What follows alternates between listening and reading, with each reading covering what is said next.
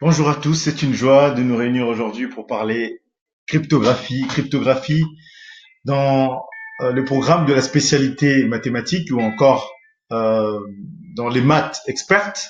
Donc on va voir un petit peu l'arithmétique, euh, l'histoire rapide de cette cryptographie comme message, l'art des messages cachés, codés, qu'on a appliqué autrefois dans l'armée, qu'on n'applique aujourd'hui dans la vie de tous les jours, comment, pourquoi. Voilà, donc principalement, on verra surtout l'importance de l'arithmétique dans la cryptographie. Donc la cryptographie ici vient du grec, crypto, caché, et graphein, écrire. Donc, en gros, écrire des messages cachés ou des messages codés. C'est ce qu'on va utiliser dans les informations bancaires, militaires, ou même dans tout ce qui est assurance maladie entre autres, pour avoir comme ça des combinaisons des chiffres et des nombres, tout en gardant anonymes les utilisateurs ou les usagers. La cryptographie nous vient également de d'Afrique, hein, donc ça a traversé la civilisation grecque, la civilisation romaine et jusqu'à nos jours. Parmi les codes connus aujourd'hui, nous avons le code César, le code Wigner. Euh, là, on a cette image-là qui montre un petit peu comment ça se passait euh, en Égypte pharaonique. Et là, on a César. Et le code César euh, est parmi les anciens codes mono-alphabétiques qui utilisent la méthode de substitution. Bon, on va pas rentrer dans tous ces détails-là, puisque nous, notre objectif, c'est d'aller vers les exercices types. Sachez au passage que pendant la Deuxième Guerre mondiale, il y a eu des machines codées utilisées pour transmettre en fait des messages au sein des alliances ou des armées. Euh, Parmi les machines les plus connues, il y avait Enigma. Vous pourriez vous intéresser à cette histoire-là et voir l'apport ou l'importance de Alan Turing, qui a pris beaucoup d'importance du coup sur tout ce qui est études d'électronique et informatique jusqu'à nos jours. Hein. Voilà, donc tout ce qui est système autonome, système embarqué, ça fait quand même appel à ces notions-là, et c'est important de les avoir et de les comprendre. Euh, sur l'usage actuel, c'est simplement l'importance ici dans le IT, Information Technology. Dans le gouvernement, on a parlé, dans les banking, dans les codes barres, les cartes vitales, et même les QR codes. Hein. Donc, on a cette idée des messages cachés, codés. Euh, Ici, pour appliquer l'arithmétique euh, dans la cryptographie ou l'importance de l'arithmétique ici, on va voir l'importance de l'utilisation et l'importance en fait du PGCD, de modulo, la congruence donc, et le théorème de Gauss et le théorème de Bézout. Voilà, donc ici, on va prendre un codage classique, hein, donc où on va affecter comme ça à chacune des lettres un nombre A 0, B 1, etc. Z 25. On va dire que c'est modulo 26 parce qu'au bout de 26, on tombe à 0. Euh, donc, dans ce cas-là, on va utiliser un codage via une fonction linéaire. La fonction en question, c'est f de x égale à 35x. C'est ça que vous voyez là. Et on va essayer d'utiliser ce raisonnement pour pouvoir résoudre ce type d'équation-là. Donc, on vous donne un peu la méthode classique. Cette équation-là, c'est une équation diophantienne. On va voir pourquoi ça apparaît, dans quel contexte ça va apparaître, et ce qui va nous permettre de coder, en tout cas de décoder. euh, donc, si on veut coder, par exemple, lundi, donc on va commencer par utiliser les lettres, hein, les chiffres affectés aux lettres. Pour L, c'était 11, pour U, 20, pour N, 13, pour D, 3, pour I, c'est 8. Donc, ayant ça, on va maintenant appliquer, donc calculer f de 11, f de 20, f de 13, f de 3, f de 8. Une fois calculé, on trouve que f de 11 égale à 21. Or, 21, c'est V. Donc, c'est la lettre V. F de 20, c'est 24. Or, 24, c'est la lettre Y. Par le même raisonnement, on va trouver 13, c'est N. 1, c'est B, parce qu'on avait dit A, c'est 0. B, c'est 1. Et U, c'est 20. Donc, lundi peut être codé, voilà, encodé, encrypted, à VYNBU. Et pour décoder ici, donc le decoding, là on aura besoin du théorème de Bézout. On va voir comment ça va prendre sens ici, en utilisant aussi les PGCD. Euh, donc pour ça, nous allons simplement commencer ici par une petite introduction. Donc essayer de vous aider. Donc pour introduire cela, on va commencer par regarder comment les équations diophantiennes du type 35x plus 20y égale à 1 peuvent se résoudre. Donc pour résoudre cette équation, la résolution de cette équation va permettre également d'arriver à ce type de raisonnement. Donc comment résoudre cette équation ou ce type d'équation?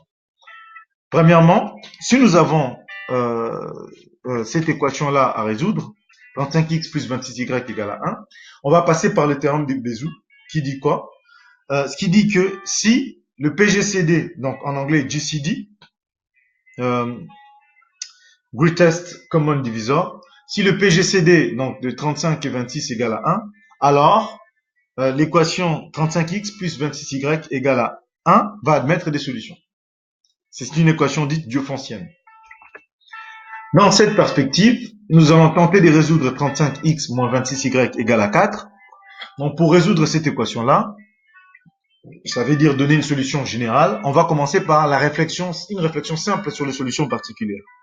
Alors, comment on trouve les solutions particulières? On peut, par exemple, prendre la table de 35 et la table de 26, les regarder s'ils n'ont pas un multiple commun ici. Donc, ou sinon, donc on a parlé de multiple commun quand ça vaut 0, mais pour 1, on va regarder s'ils n'ont pas une quantité comme ça proche, en fait, ce qui va permettre à un écart de 4 ou un écart de 1. Donc, le PGCD de 35 et 26 vaut 1. Voilà. Donc, d'après le théorème de Bézout, il va exister deux entiers tels que 35x moins 26y égale à 1. Donc, ayant cela, qu'est-ce qu'on va faire? On va d'abord trouver, donc on passe par la table de l'un et de l'autre, on trouve que non, 35 fois 3 moins 26 fois 4 égale à 1. Donc, on vient de trouver les solutions. Donc maintenant, une fois qu'on a trouvé les solutions pour 1, on peut trouver, donc pour résoudre 35x moins 26y égale à 1, pour arriver à 4, on n'a qu'à multiplier par 4. Donc si on multiplie par 4 chaque terme, qu'est-ce qu'on va trouver? On va trouver ici que 35 fois 3 fois 4, moins 26 fois 4 fois 4 est bien égal à 4. Donc 35 fois 12, moins 26 fois 16 égale à 4. Ainsi, on vient de trouver une solution particulière à notre équation. Après cela, nous pouvons ici donc essayer de réfléchir à la solution générale. Alors, comment réfléchir à la solution générale? Donc, pour réfléchir ici donc à cette solution générale, nous allons d'abord poser la question, poser nos équations et utiliser, si possible ici donc le théorème de Gauss et pour pouvoir ici donc avancer. Donc, comment cela va se dérouler? Donc, 35x moins 26y égale à 4. C'est l'équation du départ. On vient de trouver les solutions particulières. 35 fois 12 moins 26 fois 16 égale à 4. Donc, qu'est-ce qui va se passer? 4 égale à 4. On va égaliser les deux équations, la première et la deuxième. Donc, 35 moins 26y égale à 35x moins 26y égale à 35 fois 12 moins 26 fois 16. Donc, en rassemblant les termes ou les membres, on aura 35 facteurs de x moins x0 égale à 26 facteur de y moins y0. Donc, donc qu'est-ce qui va se passer ici? Donc, x moins y0, x moins x0, donc x moins 12, y moins y0, donc y moins 16. Donc, après avoir trouvé ça, on va passer par le théorème de Gauss. Que dit Gauss? Gauss dit que si A divise B fois C, et que le PGCD de A et B vaut 1, donc A et B sont premiers entre eux, alors pas de choix, A va diviser C. C'est le raisonnement qu'on va appliquer ici. Donc si 35, le PGCD de 35 et 26, on l'a vu, ça vaut 1, on aura donc ici que 35 va diviser cette quantité-là Y, 26 fois Y moins Y0. Donc, conclusion, 35 va diviser Y moins Y0. Donc, 35 égale à Y moins Y0, 35 plutôt, fois K égale à Y moins Y0, ou Y moins Y0 égale à 35 fois K. Donc, Y égale à 35K plus Y0. On a vu qu'Y0 vaut 16. Dans le même raisonnement, 26 va diviser X moins X0, et X égale à X0 plus 26K. Donc, Y, donc plutôt X, va être égal à X0, donc 12 plus 26K. Maintenant, pour décoder EKX, on va utiliser le raisonnement précédent, mais d'une façon un petit peu affinée. F de x est donc égal à 4, parce qu'on veut décoder, donc on a l'image, on veut trouver l'antécédent. Donc f de x égale à 4 va être équivalent à quoi? Va être équivalent à... Donc f de x, nous l'avons vu, c'est 35x, ce modulo 26. Donc 35x égale à 4 qu'on vient de trouver, plus 26k, puisque c'est modulo 26. Voilà. Donc, ayant trouvé ça, f de x c'est 36x. Donc, c'est égal à f de x, donc 4. On a dit que c'est modulo 26, donc plus 26k. Donc, ayant ça, on peut dire que l'équation revient à écrire que 35x moins 26k égale à 4. Or, n'est-ce pas l'équation qu'on vient de résoudre? Si c'est l'équation qu'on vient de résoudre, on a trouvé x. Combien ça vaut? On a trouvé que x va être égal à 12 plus 26k ou 26p. On choisit p ici pour changer. Si c'est le cas ici, donc on voit que 12 va correspondre à la lettre M. Donc 12 correspond à la lettre M. Donc E, quand on va décoder ça, ça fait M. Par le même raisonnement, on va écrire que f de x égale à 10, donc 35x égale à 10 plus 26k, et on va résoudre de même. On trouvera que quand on décodera k, ça fait E. Par le même raisonnement, f de x égale à 23, 23 qui correspond donc, E c'était 4, c'est pour ça qu'on a résolu avec 4. K dans le codage alphabétique là vaut 10, donc c'est pour ça qu'on va résoudre f de x égale à 10, parce qu'on a l'image, on cherche l'antécédent. Et x c'était 23, donc f de x égale à 23. Voilà, donc en décodant, donc en résolvant 35, 4 pour le premier, f de x égale à 4, pour le deuxième, f de x égale à 10, pour le troisième, f de x égale à 23, méthode f de x, c'est 35x qui est égal à, ici 4 plus 26k, ici 10 plus 26k, ici 23 plus 26k, et on va décoder EKX, et ça va donner mère. Voilà, si ça vous donne envie d'aller en vacances, voilà. Je vous souhaite une excellente journée, et je vous dis